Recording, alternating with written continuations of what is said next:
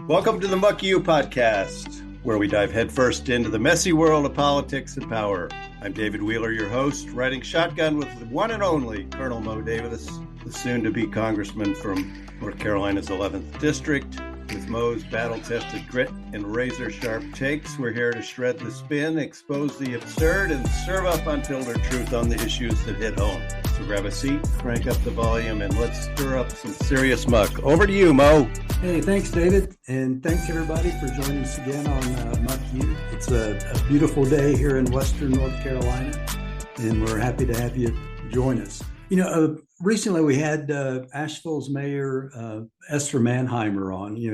When folks think Western North Carolina, they tend to think about Asheville, but there's a lot more to Western North Carolina than just Asheville. And so today we're really pleased. We've got 4 local mayors on to talk about their communities and what the impact of Hurricane Helene and what they see for the futures of their towns. So we've got, starting out west, Mayor Zeb Smathers from Canton, which is out in Haywood County. Up north, we've got Mayor Patrick Fitzsimmons from Weaverville. A little south of there, we've got Mayor Jim McAllister from Woodfin. And then over in Henderson County, we've got Mayor Preston Blakely from Fletcher. And we really do appreciate you guys taking time to do this. And I guess let's start out west with Mayor Smathers. And if you would, tell us a little bit about, for folks that aren't familiar with Canton, tell them a little bit about Canton. And I know particularly out there, you've had the challenge of not just Hurricane Helene, but also the paper mill closing. So how about talking a little bit about that with us? Yes, and truly honored to be on this podcast with y'all. You look back at the last 5 years, from COVID until now, we've had, Hurricane Fred. We lost 6 people, our town hall, our fire department, our river business district, school facilities. That was 2021. In 23, out of nowhere, we had Pactive Evergreen announce that they were closing within months. Our paper mill, which is not just was our economic center, but cultural center. I mean, our kids at Pisgah have, jerseys that say Milltown on it. And so we're faced with, how do you still be a mill town without a mill? And we had, 1,100 people in months lose that job, but over probably $500 million economic bomb go off across the Southeast in the forest industry and the paper industry. And then Helene. And then through that, we've had earthquakes, we've had locusts and wildfires. I feel that we are slowly working our way through Revelations, one chapter at a time. But it is amazing through all of those crises and all the political toxicity, we are still surrounded by people of different backgrounds, socioeconomic levels, Democrats, Republicans, and they still believe that there are men and women out there that can help lead them through these times. And more importantly, that there's better days ahead. And I think for us elected officials in the worst days, through the social media comments, the challenges, the frustrations, when you're surrounded by people like I am and like y'all are, that still believe there's better days ahead, when many of them have lost everything, including loved ones, you find a way to dig deep and you answer to them.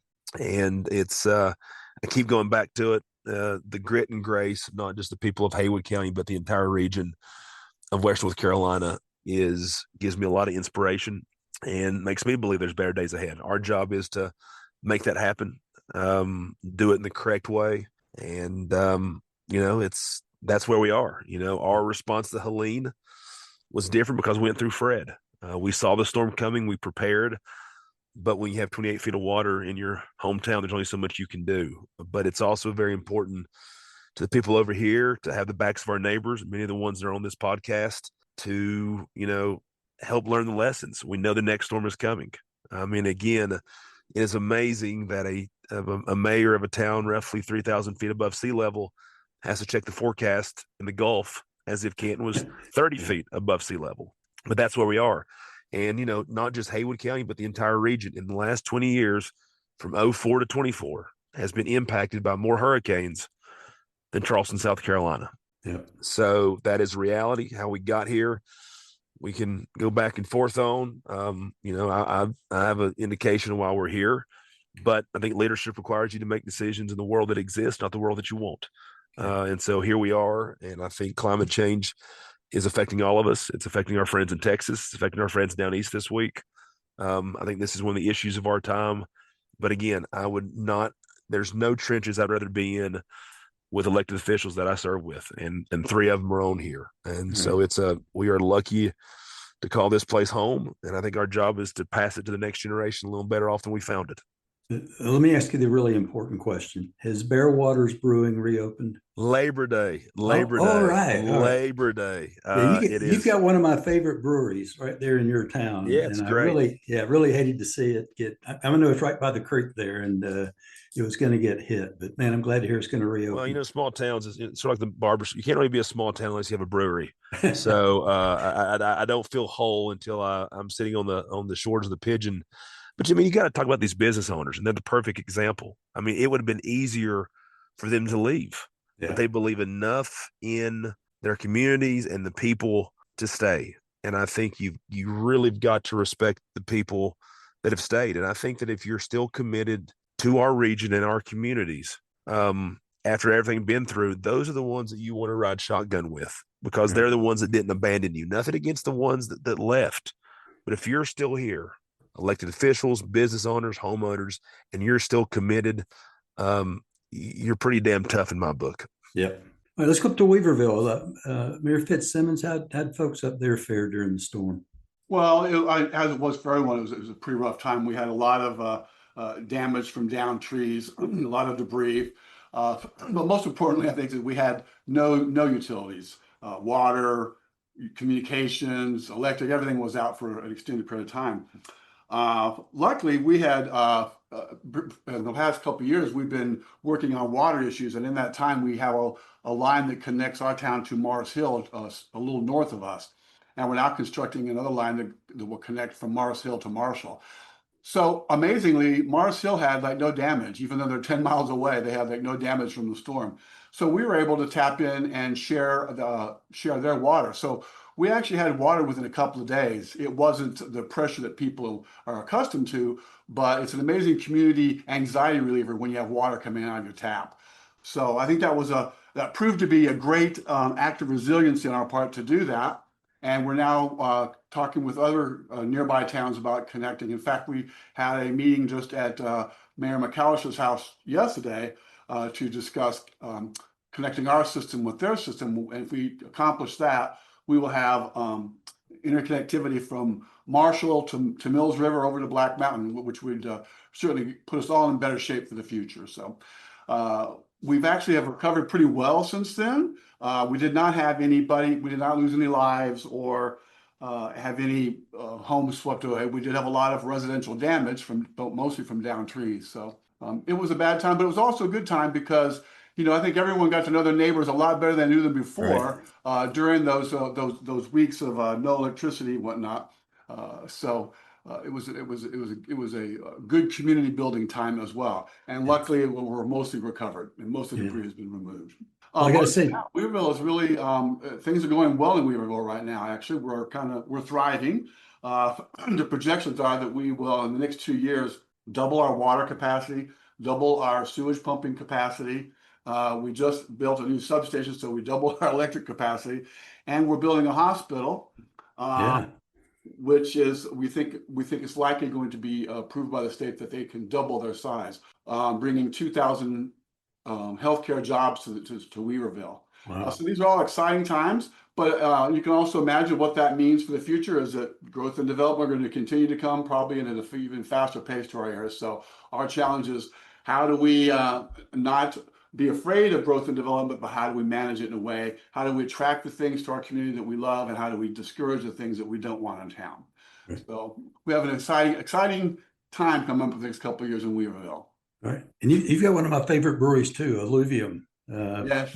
which is a good one. It's kind of off the beaten trail there, so you got to know where you're going, but it's one worth stopping in and paying a visit.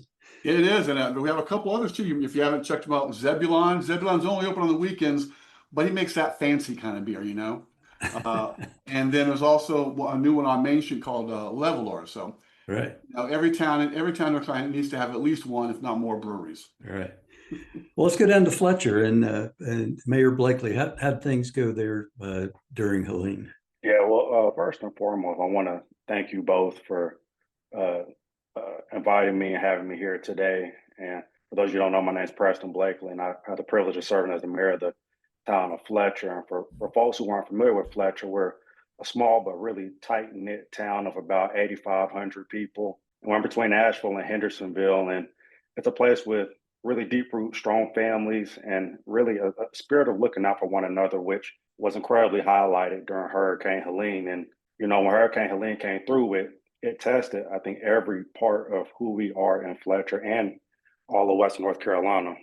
Cane Creek, which runs right through our community, it rose to a level we've never seen in modern history, which runs right through our incredible park, which is a gemstone not only for Fletcher, but for Henderson County and for our region. And along this way, you know, I saw many hardships, but I saw our neighbors stepping up with volunteers, working around the clock, and with a determination to rebuild that to this day still inspires me.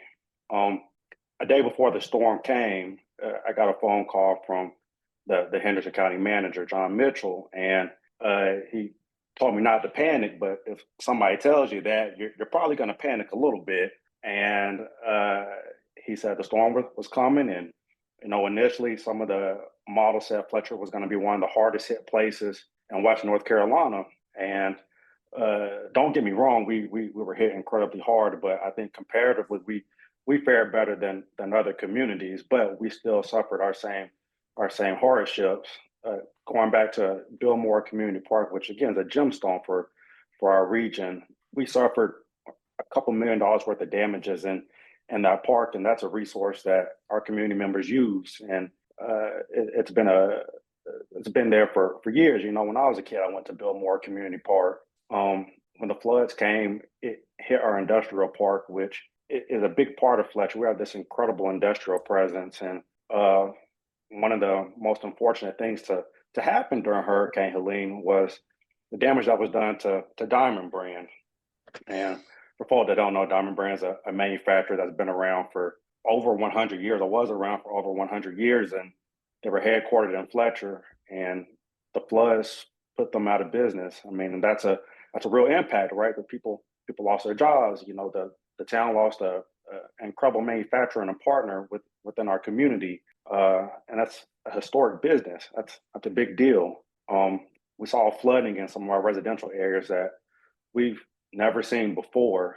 You know, when I tried to drive out of my neighborhood to go check on my residents, I couldn't get out because as soon as I got down my hill, there were flood waters. And when I was finally able to get out, I went around to nearly every single neighborhood in Fletcher and shook hands and stood in front of people and, you know, had no answers for them. You know, we're in the mountains of Western North Carolina. We don't expect to have a hurricane hit us like this, you know, which again, I think is a testament to probably climate change. And my heart goes out to those in Chapel Hill, Durham, Orange County, Mebane, and also in Texas.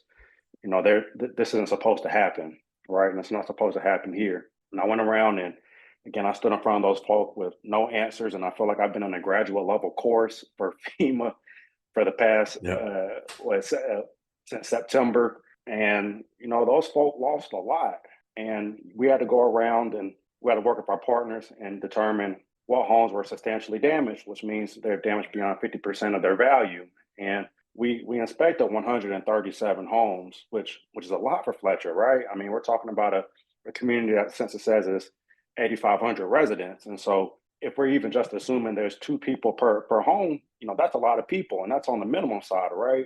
And so we had to go around and inspect 137 homes, and 15 were deemed substantially damaged, so beyond that 50% threshold. But the fact of the matter is 137 homes got inspected, and so that's 137 lives at the minimum that got impacted. And so we've, you know, our town staff, our first responders, our partners with the state and federal government, we've been really grateful for them. You know, we've done a lot to try to recover, but there's still a lot to do, right? I mean, even when we're talking about small businesses, you know, the legislature probably hasn't done enough.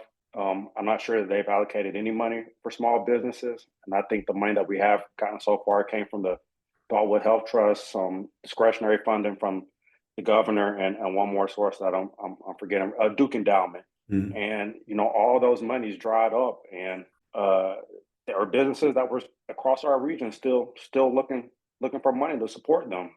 And, more than anything, I think this really highlighted how interconnected we all really are. And I'm hopeful, and I'm glad to be sitting in spaces with Patrick Fitzsimmons and Zeb Smathers and Jim McAllister to work to not only, recover our own individual communities, but our region as a whole. But we're doing the work that we need to do to recover in Fletcher, and I'm glad to do it. Yeah. Yeah, you've got a unique place there too.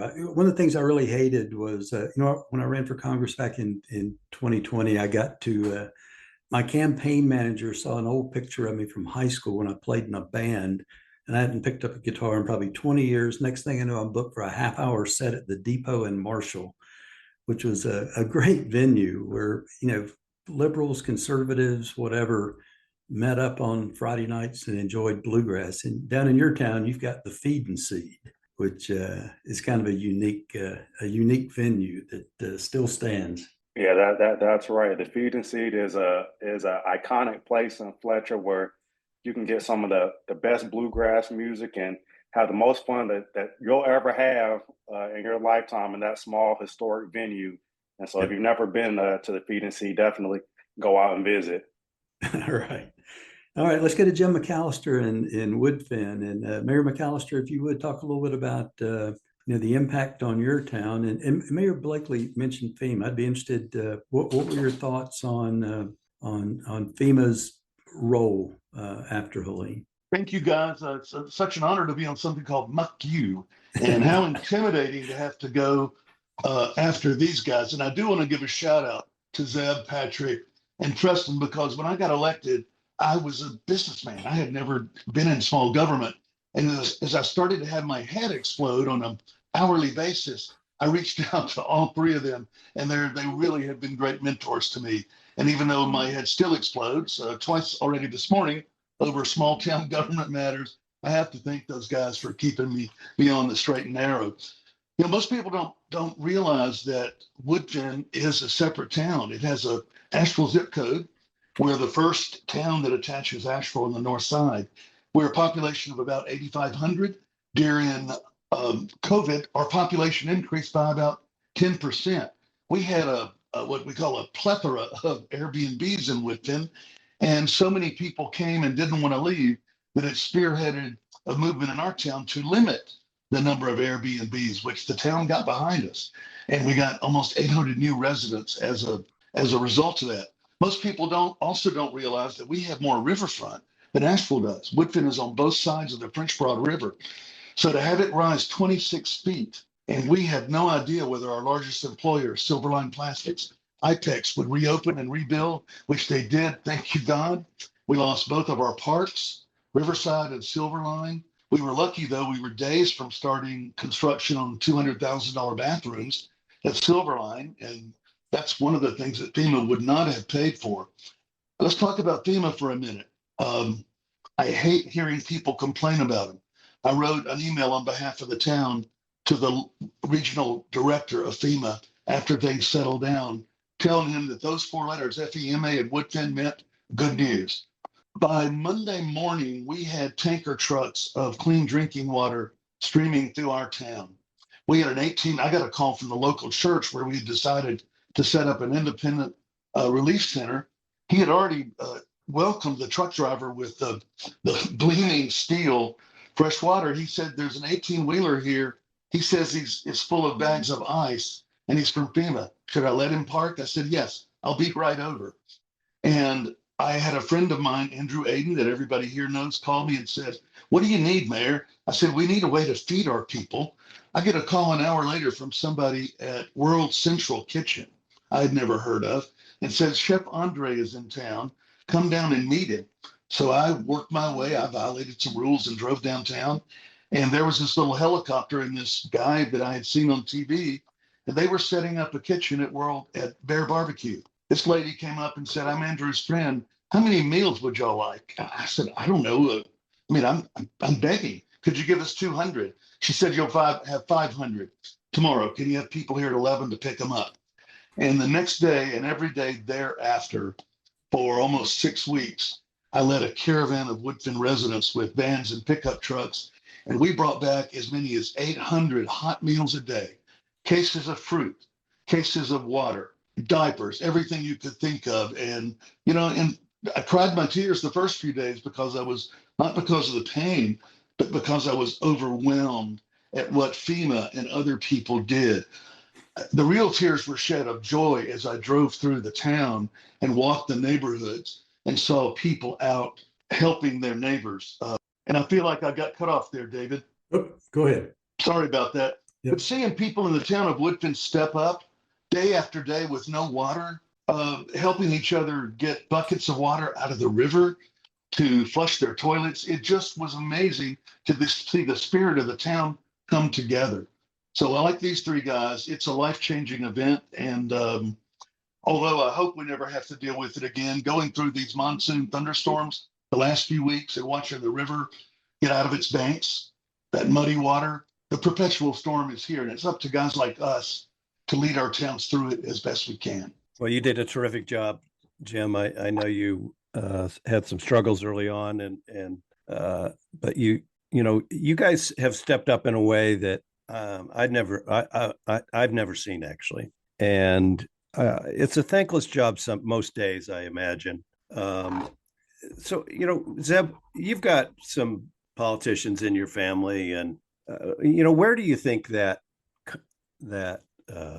comes from? I mean, this desire for public service. Where does that come from, and what sustains you on a day-to-day basis? Yeah, I think all of us can look back and realize that everyone on this podcast is extremely blessed, better than we deserve. I'll say that again, better than we deserve. And to grow up in Canton, my grandfather was not elected. He was part of the old Democratic machine for Jim Hunt and the Democrats through the 50s and 60s and 70s. He was a World War II veteran. He opened the first modern supermarket in Canton. He did not have separate facilities for African Americans. He let African Americans buy on credit. It was the center of the community. And it really mattered to him that everybody mattered and everyone should be treated with respect, no matter what lot in life you had. He passed away May 15th of 94. And no one's had more an effect on my life than him, even though he passed away when I was 11 years old. I remember my grandmother was in shock, and Dad put me in charge of the phones, and Governor Hunt called. And he said, I just want to, send my condolences, and spoke to Dad and spoke to grandmother. And I remember that was the first time I think, why is the governor of North Carolina calling us? And that was sort of my first sort of heads up in politics. My dad ran for lost in a Democratic primary back in the mid-90s, I think for State House. And he became mayor in 99. And he was mayor in Canton until 2011. And saw a lot of lessons, up close, including the two hurricanes we went through in 2004. My son Stone has no chance of being mayor simply because we're 2 for 2 with flooding hitting. If there's a Smathers at the helm, you're going to get hit. So I think Stone's probably screwed in that aspect. But it's growing up in a small town, even as an attorney's son and as the mayor's son, you can't help but learn a sense of equality, that everyone has a story, everyone should have respect, that everyone matters. And I think that is just something that becomes part of your DNA. I think when you see that, I think you do have an obligation to give back. It's something that, I'm even now trying to teach Stone. I mean, again, with much is given, much is expected. And I think now more than ever, it is up to us, no matter what, whether it be flooding, other issues, is to fight and advocate for these people. And that, I think to me, even through everything we went through in Canton, the bill closure, the floods, is demanding that these people matter. You see it with healthcare, you see it with so many issues. It's like these people matter. It doesn't matter where you call home. You should be able to get your father to the hospital, EMS should be able to get there. You should be able to get your kids to school. We're just as important as anywhere else. And I think when you grow up in a town like Canton and like the other ones on here, it just becomes who you are. Until my last dying breath, I hope that I'm standing up for someone who may not have been as lucky as I was. I don't like bullies no matter where they're at. And these people deserve not just good but greatness. I'm with the mayor. I mean, there's a lot of stuff I can point to FEMA. There's other issues where it's very frustrating how much money is sitting in Washington waiting to head this way. And I tell everybody, and I hold myself to this standard, everyone should have a picture, especially in Raleigh and D.C., if you're working on flood issues, of a family that's lost everything. And when 5 o'clock hits, ask yourself today, did I do everything possible? And I can look them in the eye and know that I did everything I could for them today. And now, sadly, they're going to need a picture of people from Texas, from Kentucky, other places. And I think that's the standard we have to, because, again, they deserve it. They matter just as anybody else. And so that's sort of my small town story. And I think everybody on here has those stories. And I tell people, even in the big city, there's Cantons and Charlottes, nothing against Charlotte, but even the big cities or little towns sort of all tied together. And I think most people have a small town story. It might have been going to see their grandma in coal country or where their husband grew up. I think, especially in this state, our small towns form a very, very connected tissue. The barbecue sauce may change from east to west, but the setbacks, the successes of these people to call these towns home that we're mayors of, that's a constant. Yeah. Well, Canton's lucky to have you, and we're lucky to have you out here in Western North Carolina too, because I think leadership like yours transcends that town and that county, and this is a pretty good example of that. So Mayor Blakely, same question for you. You're one of the first African American mayors in Western North Carolina or in Fletcher, and you've been reelected, and you've got such a positive reputation among the community and out here in Western North Carolina. But where does that leadership skill come from? Was that your mama, your papa, learned at church? Where's that come from? Yeah, more than anything, I always like to point to my grandmothers. I do not think there are. Actually, can I pause? I want to highlight Zeb Smathers for a second, actually, and how great his leadership is, and then I'll talk about my grandmothers. Just a small tidbit. I was sitting in the airport about to head to Chicago about 2 or 3 weeks ago, and this woman sits beside me, and she starts talking to me, and I tell her who I am, and she says she's from Canton. I said, "Oh, I know the mayor of Canton." She says, "I do too." I said, "Oh, great. So you know Zeb?" And she was like, "Yep. How do you know Zeb?" And I was like, "Well, I'm a mayor too, and us mayors try to stick together." And she says that she was Mayor Smathers' 6th grade math teacher, and she always knew he was going to do amazing things. And so I think Mayor Smathers has been destined for greatness for a long time. So kudos to you, Zeb. Checks in the mail, Preston. Checks in the mail. So appreciate it. I'll be looking for it. Yeah. But nevertheless, my grandmothers, they are the definition of leadership. My grandma Pat, who's already passed on, she passed in 2019. She never got to see me elected. She, to me, was the epitome of leadership. She grew up during Jim Crow, right? And she had the opportunity to drive a city bus for the city of Asheville. And she was one of the first Black bus drivers in our region. And, this is somebody who at one point was ordered to sit in the back of the bus, but she was quite literally and figuratively in the driver's seat of that bus. And that meant a lot, right? It means a lot to, get on that bus as a person of color, or just, anybody in my region and see my grandmother sitting and driving that bus, knowing that at one point in her lifetime that she was not even allowed to be in the front, yet she was driving it. To me, that is leadership. And beyond her amazing time doing that, she made some of the best macaroni and cheese that you would have ever had. And if any of you have ever been to a Black family reunion or a Black function, everybody ain't trusted to make the mac and cheese, but she was always trusted. And we miss her a lot, and I miss that mac and cheese a lot, but I carry her with me to this day. But my other grandmother, Dr. Orlean Anderson Graves Simmons, I mean, she is a internationally recognized civil rights figure, and she has done so much for not only our region, but I would argue our state. And she's been awarded the Order of the Longleaf Pine. And my grandmother broke the color barrier at Mars Hill University, which something, and she experienced things that you all and myself would not want to even imagine. But she did that, right? And that takes a tremendous amount of leadership to do that. I mean, that's a scary thing to do. And she continued on in her life, and she still, she does more work than me to this day. And I'm not going to say her age, but I think she's at the point where she probably needs to slow down a little bit. But I'm sure all of you have seen my grandmother out bebopping around West North Carolina, chairing boards and doing everything else in the world at some point. But she is an inspiration to me, and she is the epitome of leadership.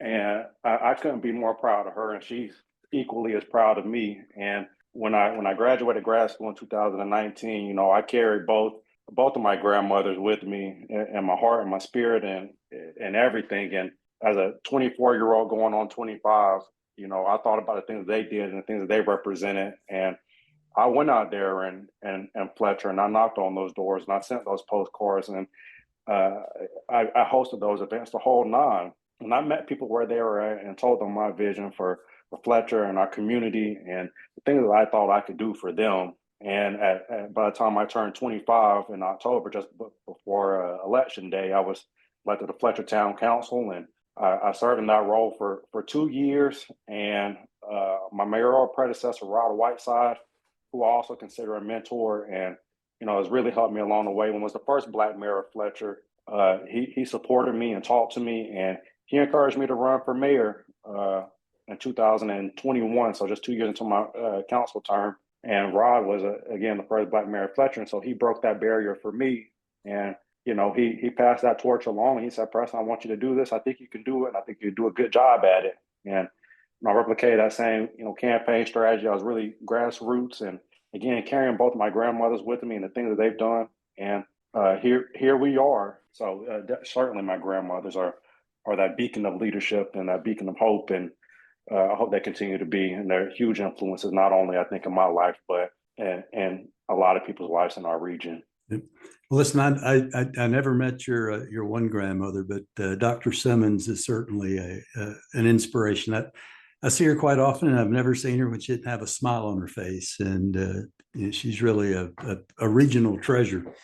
But let's go to the other two mayors, because both Mayor Smathers and Mayor Blakely were natives, but Mayor Fitzsimmons and Mayor McAllister both moved here later on, and we're kind of at the stage of your career where you could have just put your feet up and let somebody else do the heavy lifting. So let's start with you, Mayor Fitzsimmons. What made you take on this role when it's clearly something you didn't have to do? Well, unlike Zeb, I did not have a public service in my family. In fact, my family is surprisingly apolitical. I don't know what happened to me, but someone I got to, they gave me good values, but they did not participate in political life at all. And I just got to say, I'm really glad that Preston didn't meet my sixth grade teacher, because he wouldn't have gotten the glowing report as he did on Zeb. But nonetheless, I've always had a strong sense of justice and real concern for people who I felt were being treated unjustly. And I've also always been somewhat of an administrative nerd. I actually enjoy all this budget stuff and deciding how resources should be spent, et cetera. So I've even been an HOA president before, which I recommend not doing, by the way.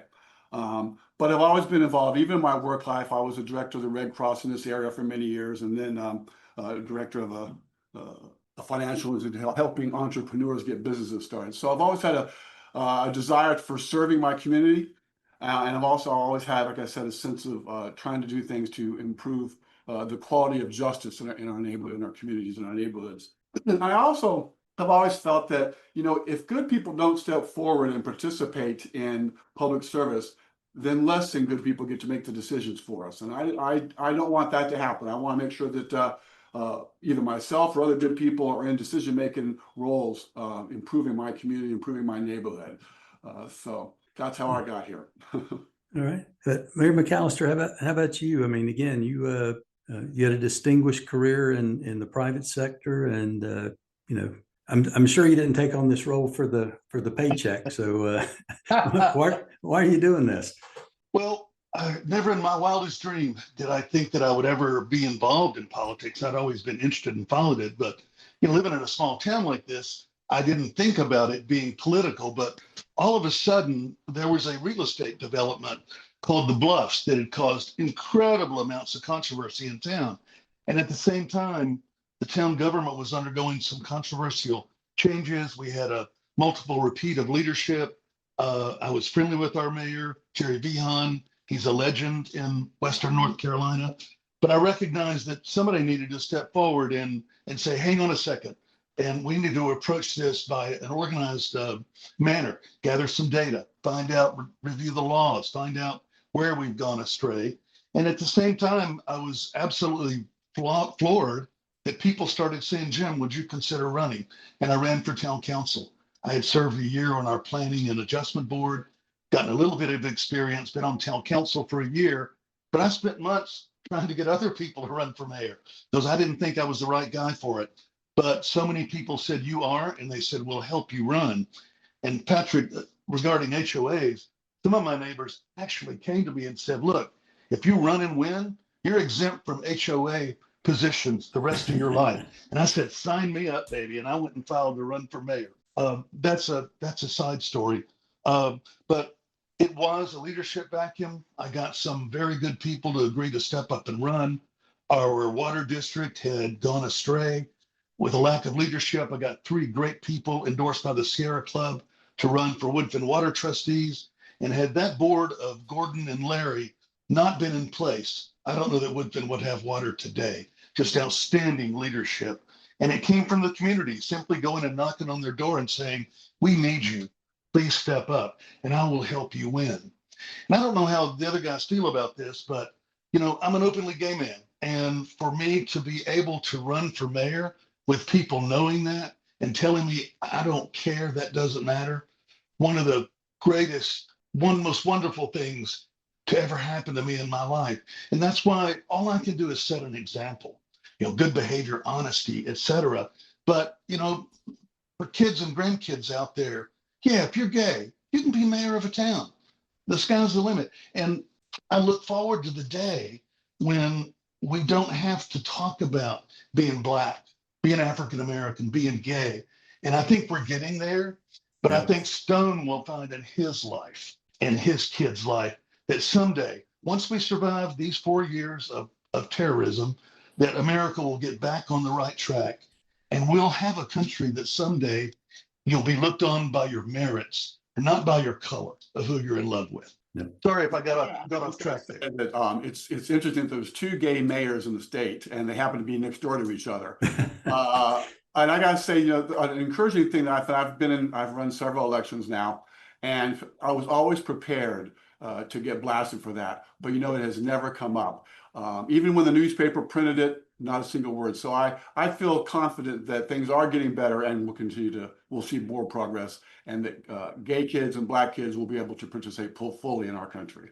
Yep. And that's why, Patrick, I am so honored to be on the call with you and these other 2 guys, an African-American, a young guy with a political pedigree that someday will sit in Washington along with Preston Blakely and take over the office that Mo hopefully will fill. So, I realized when I decided to run for office for town council, it struck me, you can't do anything about Washington, no matter how hard you try.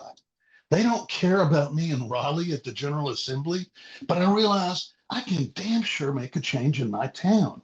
And I have, and I know I have, because when I go to Ingalls, sometimes even dirty from working in the yard, people stop me that I don't know and say, "You're Mayor Jim. Thank you for what you're doing, man. Don't let the bastards get you down." And I don't know about the other 3 guys, but that's kind of the ultimate high when people you don't know that know you thank you, boy, what a sense of gratefulness from that. Yeah. Hey, I know a big thing going on out in your town, out in Woodfin. I saw it the other day. I went kayaking on the French Broad River and went past it. In that muddy water? Well, it's pretty clear the day that we went, but okay. we went past the wave. Yep. So tell folks a little bit about what the wave is and what that means for Woodfin. We're doing an old park called Riverside Park, and the town voted before I moved here. They passed a bond issue to open a water feature. And what we've done is remarkable. In the middle of the French Broad River, with every organization from the Corps of Engineers to EPA and the riverside, the commissions that handle rivers, sorry, there's so many of them, we built a cofferdam in the middle of the river. They drained it. Helene covered it up. Helene's water went down, and there it was. It had survived. This company, Baker Engineering, they're brilliant in building this thing. And in the last few weeks, they drained the cofferdam. We got to see the bottom of the river, what that looks like. They drilled down into the bedrock and created some frames. And starting this week, they installed the first giant boulder, attaching it to the bedrock so that no flood will ever be able to wash it away. And it's designed by a firm in the Czech Republic in Europe. And once it's finished, these series of boulders have been scientifically designed that based on the water flow in the French Broad, it will create waves for kayaking, and it'll create up to the highest series of rapids. And if you've ever watched this stuff on TV, like the U.S. Whitewater team, they actually can take kayaks and go into this water and surf, for minutes at a time. And I watch it and think those people are crazy. I worry. The river was so muddy yesterday. I hope nobody got in it yesterday. But we anticipate we're going to have unbelievable amounts of people come to little old Woodfin to experience the wave. And once it's finished, this park will have, seating around for people to watch competitions. We're, hoping to have partnerships with people that will allow people to get in the river and rent everything from helmets to kayaks. But part of this water facility across the river on the other side, there'll be a nice smooth pass through. And it's been designed so that somebody, a rookie in an inner tube, can go around it naturally, and there's no risk of them going into it. And it actually is going to improve the flow for fish. But the real benefit, other than the tourist attraction, that by building this park, we're excavating 26,000 cubic yards of industrial waste, construction debris, unbelievable, that was allowed to be dumped for years and years on the riverfront in Woodfin. We're now changing that image. We're cleaning up the river. There was no railroad bridge that went across, and it got crushed by a flood, one of the other floods years ago, but they didn't take the pilings out of the river. So those guys like you go through Woodfin, I'm sure you have to be careful to stay away from those old pilings and the rebar that comes out. But all of that has been being pulled out from the river bottom. So it'll be a much safer, cleaner experience. But we're going to, and this is my biggest worry, if we have thousands and thousands of people come to that park in that wave, where are they going to park? Where are they going to go to the bathroom? But we're going to figure it out. But it's terribly exciting for our town, and I think it'll benefit all of Western North Carolina. Yeah. But we're doing tons of work to get ready to build greenways. We're finding new businesses coming to town. We have a hostel called the Lazy Tiger. And you're forgetting to ask about beer in Woodfin. Riverside Rhapsody is your kind of place, Mo. Yeah, good barbecue there too. People say the brisket is as good as it is in Texas, but it's a fun place to be. Yeah. And Woodfin will be a happening place someday. All right. Hey, and let's get back to Mayor Smathers. This week or last week, I read where you guys got $16 million from the state for 35 acres of land and wastewater treatment. So what's the future hold? With the paper mill gone, what's the future hold for Canton? Yes, this was the last piece of a puzzle that really goes back to Tropical Storm Fred. And, through all of this was, our wastewater was being treated by the mill at no cost. And it was in the floodway, and it flooded in both hurricanes, much like many of our, other sister municipalities. And then obviously the mill was bought and our free lunch was over.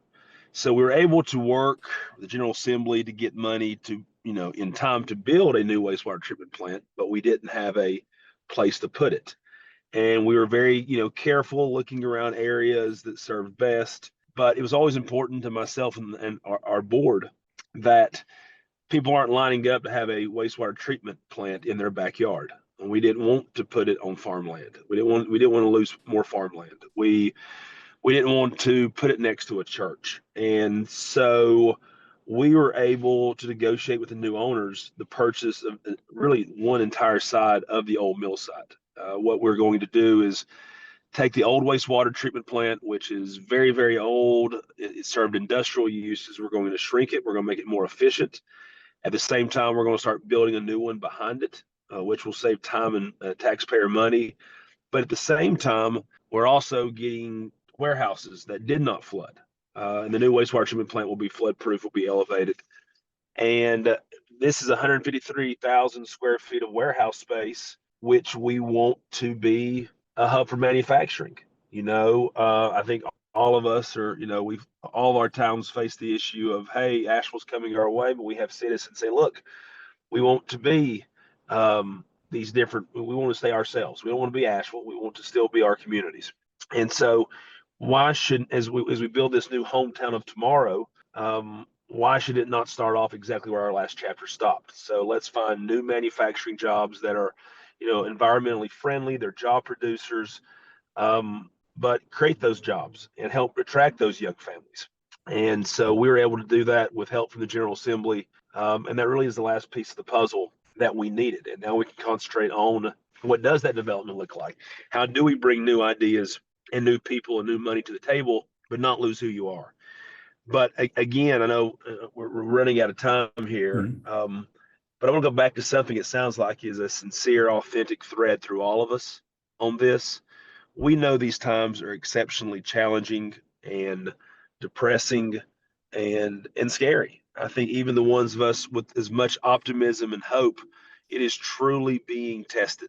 But when you hear the stories of y'all and Preston, it goes back to, I think, an overarching theme that I don't want the story of Canton and West North Carolina to be one of pity and challenges. I want it to be something of hope and really a beacon to other places across this nation. When you hear these stories, even in the last, 45 minutes, I feel more excited. I feel more inspired because if you look hard enough, there are stories just like this all across this nation.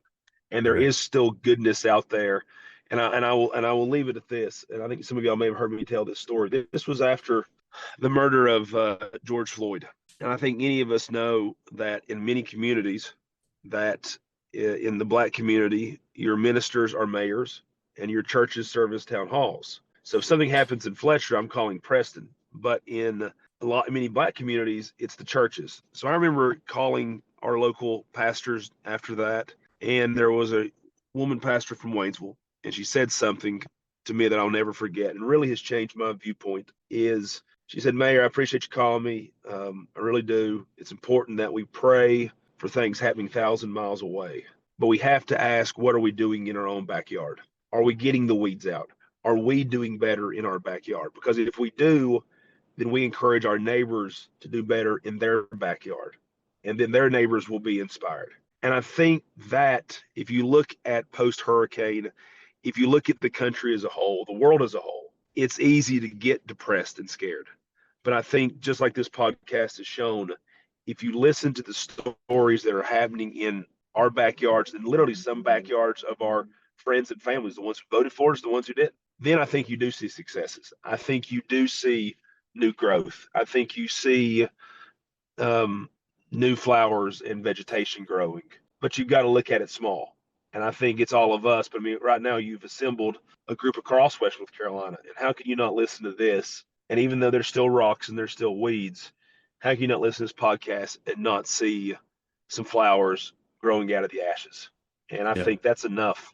I think it's a very important lesson that we can serve more. Let our recovery be proof to people across this nation that there are better days out there, that we don't have to accept the toxicity and the division and the hatred, that we can do better. And I think every podcast is proof of that. Well said. Oh my, well said. Thank you. Hey, and listen, I think folks that listen to this podcast, like I said, we had Mayor Mannheimer on from Asheville a few weeks back. That I think it's clear we've got really strong, dedicated leadership out here in Western North Carolina, folks that have the best interest of their communities at heart. And I think you're exactly right. We do have better days ahead. And we're really grateful for you four guys taking time out to join us, and certainly wish all of your communities the very best in these days ahead as we continue to recover from Hurricane Helene. So, David, why don't you take us out? All righty. Thank you, Mo. Thank you, mayors. What an honor to be on with all of you. I'm David Wheeler alongside Colonel Mo Davis. And we'll be back soon to dive deeper into the muck. Until then, stay loud, stay curious, keep fighting the good fight. Someone pulls out in front of you, tell them Muckyou. This has been Muckyou, co-hosted by Colonel Mo Davis in Asheville and David Wheeler in Spruce Pine. Thanks to our guests today, the greatest mayors in the world, the Honorable Preston Blakely from Fletcher, the Honorable Patrick Fitzsimmons from Weaverville, the Honorable Jim McAllister from Woodfin, and the Honorable Zeb Smathers from Canton. Muckyou is produced by American Muckrakers. Copyright 2025. You can learn more and donate at AmericanMuckrakers.com. Thanks for listening, and y'all come back for the next episode of Muckyou. Yeehaw!